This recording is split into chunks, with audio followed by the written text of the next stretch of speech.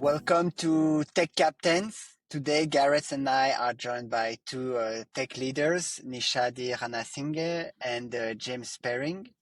Nishadi is a Chief Product Officer at ScrumBuddy, enhancing Scrum teams with AI-driven solutions, streamlining efficiency and effectiveness. And James, also at ScrumBuddy, which is our first in Tech Captains, is a CTO, and he applies his tech expertise in advancing the AI capabilities of the system and other various integrations that you will tell us more about in a few minutes. And so in this episode, they'll discuss the visions for the future of technology in business and how product and tech can work together. That's the thing that interests us most today. So James and Nishadi, hello. Hi, thanks for having us on. Hi, lovely to be here. Thank you. So, I guess to start, James, can you tell us a bit more about ScrumBuddy? So, ScrumBuddy actually is a kind of a brainchild of the company that me, Nish, and a few others have worked for a few years now. We've all kind of come from various backgrounds, some software, some engineering, but we've all generally experienced very similar issues with the ways that software gets delivered, that projects in general get delivered. And about a year ago, us as a management team, we were at an offsite and we were talking about what we can do, what other sort of projects we were interested in, what sort of things we could do to sort of diversify the company a little bit, really. So it sort of came out of a bit of just trying to find something to work on, a bit of something interesting, and also the conversation took us quite naturally, I think, to those problems that we've experienced. I think anyone who's worked on any project at any scale has experienced most of the issues that we talked about, and some of them, the more obvious ones that came to mind as initial problems to try to solve, were around the requirements of projects, defining what you're actually going to work on, not necessarily actually delivering on the requirements, but what are they? What is it that you're trying to deliver? What's the problem you're trying to solve? What is it? All of these questions that are very early stages in a project, and those are the early errors that often get made that then cascade throughout the rest of a project. So very quickly we were talking about AI, obviously, around, it was early 2023, so ChatGPT 3.5 had just come out and everyone was talking about that. So we started experimenting. We played around with some of the data that we already had with our existing project, and we started just asking it questions of, okay, is there anything missing from these requirements, or how long do you think this would take? Just various sort of scenarios that come up very, very often in the teams that we've worked in. And that's where it all started, really. That then we saw some really good results from those initial trials. We didn't do a lot of work in those early days, but on sort of refining it or anything, it was just very, very quickly obvious to us that actually this is working really well with the limited data and the limited trials that we're doing. And also, there doesn't seem to be anybody else looking at this. Everybody else is looking at how to deliver, how to write the code, how to actually finish off a project and do the coding, the technical aspects, not the soft skills side of things, not the thinking about the client, thinking about the background of the project and the context and everything else. So yeah, it very quickly to us became obvious that this is something that we can work on, that we can improve, and there wasn't anybody else really looking at it. Thanks. And Nishadi, why did you decide to join? I mean, if I look correctly at the LinkedIn dates that are on both your profiles, you joined a bit after James. So can you tell us more? Yeah, absolutely. So my journey to ScrumBuddy again came through the consulting route via Pina Vida. The dates you might have seen is just because I actually took a year off last year to have a little baby. So my official start date was January this year, I think, to come on board as Chief Product Officer. So my journey to kind of where we are today is very much through starting out in a very kind of mid-sized tech company at the start of my career, very quickly starting to understand that really the key to requirements is understanding the business context, like James mentioned, the why behind why you're building something. And really speaking, because of the delivery team background which we all came from, and facing the issues with inaccurate estimations, unclear planning, project overruns, overspends, quickly helped me to get on board with ScrumBuddy, because it was such an obvious area that needed attention being given to it, and utilizing the idea of AI and really honing that to help delivery teams was something that was interesting as soon as it was pitched in terms of like the idea to the group. So it was very quickly something that I was passionate about, because we've all experienced the issues of that in our day-to-day. I see. And now I have some questions for both of you. Like my first one would be around the collaborative dynamics. How do you collaborate together on a day-to-day basis to align the technology capabilities that are possible or that you want to achieve, James, with the product goals, Nishadi, that you find out from your research? I think quite quickly, as between product and tech, what we've formed is almost like an alliance. Across delivery teams that I've worked in the past, there's often a misalignment, or this idea that the product people don't really understand tech and the tech people don't really understand product, or there's always some friction there.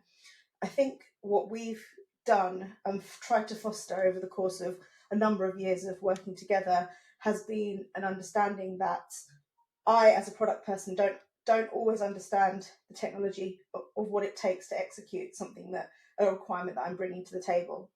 And James will always sit down and talk through that with me. So, for example, if I've gone out and found out a particular requirement that I think is going to revolutionize the product, I'll always sit down and first have a conversation with James before I actually then sit down and map that out in terms of how it's going to look in the product itself.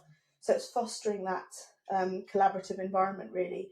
And we will permeate that throughout the teams as well, the delivery teams that we work with, always fostering collaboration. It is more imperative, as James said, we are a remote team. So that idea of talking and collaborating is something that we have to really pioneer. But across CPO and CTO, it's really important, I think, to really have those conversations up front, and having that respect that, you know, it's not that we're both working towards the same goal.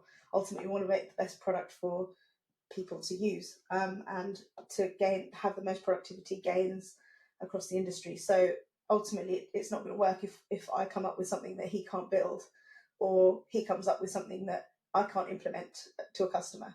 So that's really the way that we try and muddle through things together, really. I mean, we're a fully remote team, so we have been fully remote from day one as an organisation, as Pina Vida, and we've taken that forwards all the way through. We've got a lot of remote tools. We're always on Teams. We've got a few regular catch-up sessions that every day we have daily stand-ups, you know, as a management team as well as within the project teams. And I think the way that we work is just a lot of conversations, a lot of talking. From we make sure that any time there is any ambiguity, anything that we're not sure that somebody else wants from us, we're very quick to hit the dial button in Teams and actually have that conversation. But also just high bandwidth conversations in Teams itself, just having lots of conversations there. From a tooling perspective for the product, we've also got, you know, we use Azure DevOps for sort of the general backlog management, and there's nothing out of the ordinary really in that aspect of the way that we work. I think the best thing about this team, though, Sorry, go on. I was going to say the best thing about the team that we've got here as a leadership team that I've seen that seems to me different to a number of places that I've worked in the past is just that willingness to have these conversations, and we're all very quick to make sure that anything that we're not sure of gets discussed, and we're all open with that. I was going to ask a very similar question to Ron around how you kind of align your technology and your product strategy. So I've been in organizations, I've worked with CPOs, I have a product team now, and to me it's almost the pairing that will define the success of the business. Because if you think about it, in some companies, they have the CPTO role, right, where they sort of roll this all up into one person who tries to do both things, oftentimes at smaller companies. But I think it is so important for the success of the business. And I think what you're saying, Nishadi, is right? You need to have this very, very close relationship where you're understanding if James has an idea, can you actually turn that into a product? And if you have a product idea, can you build that technically in the platform that you have? I think the thing that sometimes people struggle with, and I'd be interested to hear James' answer to this, is where you have purely technical things, scaling issues, tech debt, those things that kind of fall outside of the product remit. How do you sort of bring those into your planning and your strategy? Yes, I mean, it's a good question. I think your point about a lot of companies do this sort of CPTO hybrid role, and I think one of the things that's really good about having that as two separate people is that it allows one person to focus more on those technological issues, those purely technical issues of scaling, of whatever else needs to be dealt with from just a technology point of view, and then somebody else to really think about actually what the customer is going to care about, what the product needs, what's going to really move the needle as far as engagement, as far as usage of the product and of the features that are there. I think if you have one person who's very technical also trying to do the product, it's very easy. I mean, it would be very easy for me to fall into that trap of thinking, oh, this is a great idea, and it seems like fun to implement, and I'm going to go off and do that. And then, yeah, I mean, it might be something that some users might find useful, but it's not something that has had someone with that customer focus, or even speaking to customers, speaking directly to potential users of the product. It doesn't have their input directly. And I think trying to merge that into just one person, I think is, unless it is a very sort of confined product, a very focused product, I think it's very easy to fall into that trap of veering one way or the other with just a single person. I think me and Nish, we have some good conversations around the ideas that I think would be useful, the things that would be good from a technical point of view. And Nish will say, but why? Or who's actually going to care about that? And it just having an outside voice and a second person to challenge those points of view, and equally from my point of view, like Nish says, if she's got a great idea but it's 6 months worth of work, maybe we don't do that now, but maybe we do because it's that valuable. But it's being able to have those conversations, I think, are a big benefit of having that as two separate roles. But obviously you do need to work on that relationship between the two people. So I was just wondering, how often do you talk to your customers, and how often do you bring ideas to your customers? So I try and talk to customers every week, if not multiple times a week. The start of my week is often reaching out to people, either within my network or people who I know who have signed up to the product, who are potential future users of the product, or who can help, who have signed on to help build the product itself. We run workshops to go through ideas that the team have either generated internally or something that's we've come up with in the management team. And that, I think, it's really important. Something that I learned very early on in my career is, first of all, I quite like speaking to customers and understanding that development really isn't something that you can, a technical product really isn't something that you can build without having a user at the end of it. And a lot of my career has been focused around change and transformation in terms of delivery, and actually sitting there and saying, look, this is a great thing that we're building, but who is it going to benefit, and how are they going to use it? So yeah, I do.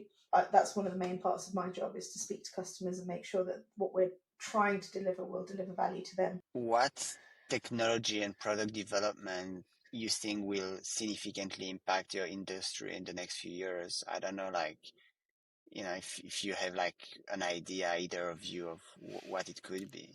The obvious one, AI. I think the technology behind AI, the LLMs, obviously is something everyone is aware of the impact that's going to have. We could sit here and probably talk for days about the impact that's going to have. I don't necessarily think that the biggest shift to our industry over the next X number of years is going to be technological necessarily. I think the work that we've been doing on ScrumBuddy, and also just our backgrounds that we've discussed over the last couple of years of working together, I think it's the biggest issues that we face as an industry are interpersonal, soft skill type relationship issues, where projects don't necessarily usually fail because of technology. They fail because of bad management, bad planning, bad specifications, bad all of these other issues that come around it. And I think there are issues with the agile methodologies. There are issues with the Scrum as a framework, even scaling agile frameworks, and there are issues with all of them. And I think that over the next couple of years, I probably would see more improvements coming to the non-technical aspects of the way that we work in our industry through AI, rather than AI being a technical driver of improvements. I'll try and phrase that slightly differently, in that I think that what we'll see is that these AI toolings, whether it be LLMs or something else, will assist people to work better together. And I think that's probably going to drive a bigger improvement in results and output than just having AIs writing code for people or anything in that respect. Also, to add to that, I think that the way that people are working now post-COVID, with more remote working, more onus for people to actually have really enforced, is probably the wrong word, but really deliberate conversations, means that technical people really need to enhance, I suppose, their kind of, I'm trying to phrase this correctly, try enhance their way of working with people who aren't so technical. I think that's one of the strengths of our relationship and across teams throughout my career. Often you'll have the technical sort of role really does attract more introverted people, and if people can start opening that up, it means that it will foster more collaboration across people like myself who aren't necessarily technical, and that opens conversations about how to actually build products better and for the people who need it. The other thing is I think that with the evolution of AI, it's important to, right now everyone's just jumping on it and saying, right, let's work out how we can use it, but people really need to assess how ready they are to implement those into their businesses, and that's something that I've been really kind of key on focusing on over the last few months, is really to understand who the AI champions are within a company, what the appetite for actually bringing that in is, the security concerns people have, the real kind of scaling up of these solutions. It's all very well having ChatGPT up on your screen whilst you're trying to write requirements or doing a presentation or doing whatever you're doing, but it's about then scaling that across your team and how ready are customers to do that. It's something that we're constantly polling our customers on. So I think that's another thing that we need to sort of really think about over the next 1 year to 18 months. And Don't you think that a lot of these Scrum and Agile methodologies, they often make the process less agile because it's adding a lot of steps and rules and deadlines and people are, oh no, that has to be discussed in this meeting, this has to be with this, it has to be moved to that column, and you're losing the original idea. Yeah. As I kind of said earlier, I think that there are a lot of issues with Agile and with Scrum and all of these frameworks. And I think a lot of the issues come out of the fact that people view them as frameworks. People view them as, this is the process that you need to adopt within your organization if you want to be successful. But every team is different. Every team, there's different personalities, there's different preferences of how to communicate with people. We follow some variant of Scrum, and there are people who say if you say Scrum but then you're not doing Scrum, which is fine. We're not really doing Scrum, we're doing some variation of Scrum. But Scrum, Agile as a foundation to all of this is a philosophy, not a framework, right? It's a mindset to how to deliver something. It's a view of making sure that every individual within your team has what they need to be able to deliver. It's making sure that you're adaptable to changes, making sure you're not focused on just making sure that people are working, but that they're actually delivering something of value at the end of it.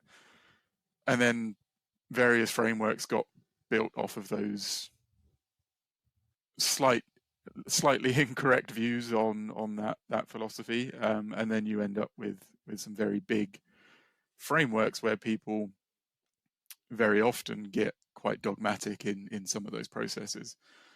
I think one of the things that we know, certainly within Pina Vida as an organization, and something we're feeding into ScrumBuddy is this idea, actually what we want to deliver is not just a Scrum buddy. It's not just someone who is going to tell you how to do Scrum. It's someone who is an assistant that is teaching you how to deliver or assisting you to improve whatever it is that you're trying to do. So things like daily stand-ups or 3 Amigos sessions or refinements and estimations, those are activities that are generally useful in some way or another, but they don't always have to be done in the same way. They don't have to involve the same people. They don't have to have the same timings. And a lot of this can come from, if you get a good Scrum Master involved in a project, then they can see that actually maybe we don't need a meeting here. Maybe we can just turn this into something that's a little bit more long-lived with email threads or wikis or something else, and actually give people more time, give people different focuses of kind of building those relationships within the team to then be able to deliver more effectively together. Agile and Scrum, I think, are good frameworks for people to look at, but they shouldn't be looking at it as a framework. It should be looked at as a driver for change and as a driver for building that culture that ultimately ends up delivering more value quicker for the users.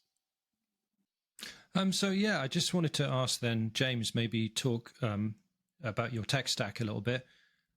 So I'm kind of interested as well. So we're doing a lot of LLM work where at my company, we're building multiple product features. I think, it was interesting, ChatGPT stormed the world for most people just over a year ago, but getting features into production it's not as easy as people think, right? Some of the tooling is very early. So I'm curious to know what you're actually running on and how you've kind of built this. I think that would be interesting if you could explain some of that. Yeah. So we have a few sort of stages that we're looking at with our tech stack. We've got an MVP. We've got certain features that are in flight, in use to varying degrees, and the early tech stack that we've got at the moment is in the interest of moving fast, using OpenAI APIs. It's using the various assistance kind of capabilities within that ecosystem, but it's built in a way that allows us to eventually move away from that. We've got some aspects in .NET with C#, ASP.NET front ends. We've got web APIs in the back end. We've also got some bits and pieces using React with TypeScript. But the sort of meat of what we're doing at the moment from an LLM perspective, from an intelligence perspective, is feeding that data in a slightly more intelligent way than maybe you would sort of default to. I think a lot of people would kind of, or our initial approach was just take the story details, take the information from Azure DevOps, feed that into ChatGPT, and then ask it questions. We've done some work to optimize the structure of that data and try to pull out more metadata from that and feed that into the interaction with the OpenAI APIs for now. But the main driver really of any of the decisions that we make is to not force us to be reliant on OpenAI in the future. I firmly believe that OpenAI will likely be the market leader for a very long time, or at least for the foreseeable. So I don't see this as, okay, someone else is going to come along and eat OpenAI's lunch and we're going to have to move to something else. But what I do want us to do is to have the option of running our own LLMs in our own data centers, for mainly thinking about those kind of privacy-focused enterprises, because not everybody is going to be happy feeding all of their data to OpenAI, or at least not forever. So yeah, being able to move us off to have our own LLMs running.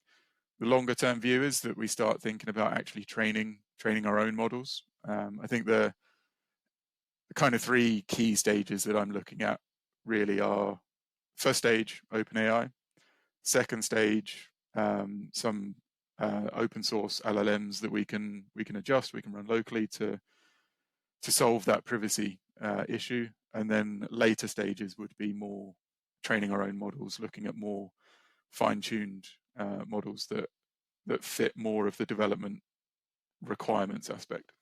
Okay, so I take it you're not doing anything like RAG or anything like that. And are you using LangChain? Is that how you're going to try and abstract yourself away from OpenAI? It's mostly custom stuff at the moment. So we've looked at LangChain as an option for some future bits and pieces. There's a lot of different libraries out there that we've dipped our toes into just to sort of see what's there. But we're not really at the stage of having picked one that we're gonna use for now. I think the key thing, we are using sort of RAG. So we've got, all the data comes from Azure DevOps. At the moment, we're looking at Jira integrations and other project management systems as well. Seeing all these AI thing, like you need to start your MVP with the existing APIs, and progressively as you acquire users, etc., you start building your own and becoming more specialized. We also have in this podcast, as you know, a small tradition that the guests introduce a book. So I don't know, Nishadi, if you could introduce yours. It's Jonathan Livingstone Seagull from Richard Bach. Yeah, I was telling James yesterday that I was gonna mention this book today. So, and he was like, "Is it a tech book or a leadership book?" And I was like, "Well, it could be taken as all of these things." So basically, I came across it at a kind of book club, which was kind of focused on, I suppose, just life enhancing stories. But as I've read this book, so the book is about a seagull who doesn't want to follow the mold, and he wants to, instead of always just stealing food from people, he actually wants to learn the art of flying and do acrobatics. So the whole book is about how he goes against the grain, and he then sort of goes back to his family. His family then reject him, saying, "Look, you're not a seagull. You're trying to do all these different things, whilst we're all on the ground trying to feed off of other people's food. You're up in the sky, like doing all these acrobatics." So he goes and finds other seagulls. He leaves his colony and he goes and finds other seagulls who want to do the same thing as he does. And I think that really kind of resonated with me. The book obviously goes on different tangents. It'll talk a little bit about spirituality, but ultimately for me, what it kind of boils down to is this idea of non-conformism and really following your own path and taking steps in your own journey. And I think from my perspective, where I've come from product, and also I take a lot of inspiration from other really leading product people. So I read Steve Jobs' autobiography really early on in my career, and this idea of him just taking an idea and running with it and not really caring whether people were on board with him at the start, and really just being passionate about something and finishing off an idea and believing in something, and believing that you're doing the right thing, and then finding people who will jump on your bandwagon is something that I really take to heart. I've never personally been a particular conformist. I haven't done things in a particular traditional way, and I think it's important, specifically maybe in my role. I think as a tech leader, but also as a product person, I know that there's conversations that I've had in my team where I'm like, I really think this will work, guys. And then it's a case of, right, go and find me the people who will use what you're talking about. And it's really selling people on your idea and your passion for it, and understanding that it's not necessarily all about what's the correct thing to do for the most people. It's finding those points of magic. Interesting, rather than being pure technical and exactly in the topic, like to take a bit of like distance from the problem. And I think, James, in the book you want to recommend today, Managing Humans, from Michael Lopp. So it's a book like that says more biting and humorous tales of a software engineering manager. You're also taking a step back because you're leaving the code and your IDE and actually realize there's people around you, or at least on teams. Yeah. I mean, when you asked for a book recommendation, there were a few that sort of came up in my mind, of things like the classics, I guess, in the tech world, of Pragmatic Programmer and Mythical Man Month and various other bits and pieces. One that came to mind quite strongly was the Phoenix Project, which I will recommend separately. It's always a good one. But yeah, Managing Humans, Michael Lopp. If anybody has heard of Michael Lopp, he blogs a lot, I think under the name Rands.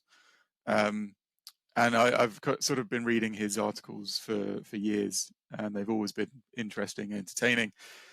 And I've been meaning to buy his book for ages, and I finally got it for myself for Christmas last year, and sort of been making my way through it. And it is just an interesting viewpoint of how to manage people. In the spirit of non-conformism, I've growing up, I always knew that I wanted to work in technology with computers from very young, but all the way through kind of educational period, so through to college, I never really took the technology track of courses to take. I did psychology, critical thinking, and various other bits and pieces, and it's always been something that I guess I've realized very early on that, or for me at least, technology is actually quite easy, but people are really hard.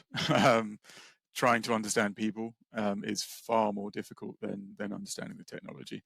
So yeah, there's a lot of elements of Managing Humans, the book, and the activity that I think are genuinely interesting and worth anybody's time in reading. It's not a very long book. You could probably read it in a couple of days. But each chapter in it is packed full of not just entertaining information, but also some practical bits for everybody to take on board as well. Yeah, I had one more question for you, and this is probably going to be a longer podcast than our previous, but it's fine because there's two of you, so I think we should expect that. So I had one more question for each of you. So I guess, Nishadi, I'll ask you one more. So I looked at your LinkedIn. You've had quite a varied career. I think at one point you were a COO. So I was wondering, what experience what experience have you had in the past, do you think, has been most influential in shaping you as a product leader today? That's a good question. So I think my experience as a COO helped me understand that I didn't want to be a COO. That's one. Yeah. But the other thing is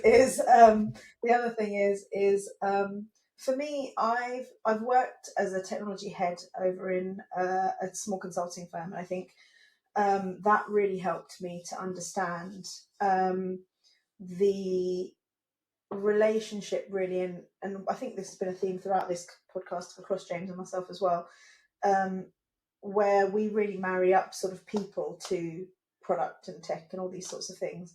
And it's this idea of understanding that I think that role where I was the head of technology for a consultancy firm in a different country in Singapore, that helped me understand really how people can work together, or how you need to get people to work together to really deliver what you need from them. So it actually catapulted me more into the more managerial realms. Previously, I was much more in the delivery roles. I was much more sort of working on doing the do, whereas being pushed into that more strategic thinking, people management element really helped me to understand my capabilities and what my deficiencies were in that. And it led on to a lot of sort of internal or introspection, but also training really to understand how to manage people and influence people really. And I think that that's really helped with how I've taken the product role on here, because that's helped me understand relationship building first, then selling ideas, influencing your own ideas, talking internally across groups, but also externally. I think that was probably my most influential role. And then James, I guess last question to you. So there was an interesting thing on your LinkedIn where you had posted a comment by someone who used to be a Google engineer, and they said something like, the mistake when trying to learn complex things like programming is thinking you have to learn it all. And then he went on to how there's something around a minimum effective dose. And you said, imagine this approach in any other industry with some examples. And finally, you said anyone could code. Not everyone should do it professionally, which I completely agree with. But do you think that it's time really now in software development for us to have a rigorous professional standards body, like a chartered engineer? Do you think that would solve the problem, or what do you think the solution is? It's a very good question. I mean, first off, I didn't realize he was an ex-Google engineer. I just like to challenge people. So no, there's nothing wrong with that. That's good. I think that what I took initial issue with that thread wasn't really the point that was being made, which I think there's a lot of interesting ways to go from the education, the regulation, whether we need any of it. Somebody in my comments, I think, on that post quite rightly called me out a little bit for gatekeeping. And I absolutely see that point. And I think that what I wouldn't want to see is people prevented from getting into this industry. It's an incredibly interesting, challenging, exciting industry to be in, especially early 2000s when I got into it, and also now with the sort of AI boom and everything coming with it. So I think trying to put anything in place that prevents people from taking it up as a profession, I don't think that's what we need. But I'm entirely self-taught. I've got zero qualifications to be here speaking today. I've got nothing formal to hold behind me to sort of say that, to give evidence that I know what I'm talking about here, other than 20 years of experience effectively sort of doing the job.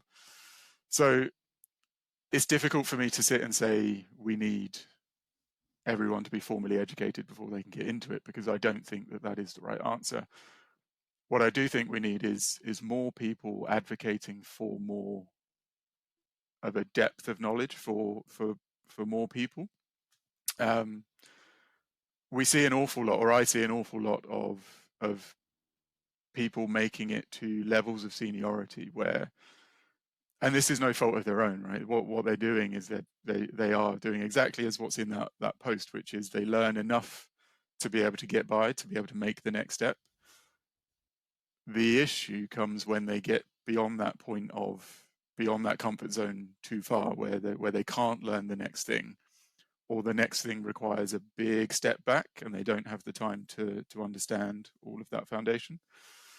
So yeah, I can't give you any answers, but what I can say is that I think that people should encourage more people to learn things more deeply, because that gives you that foundation to be able to jump off and to look at new technologies with an understanding of where it's come from, and not just sort of jump into a big great void and have nothing underneath you to support you along the way.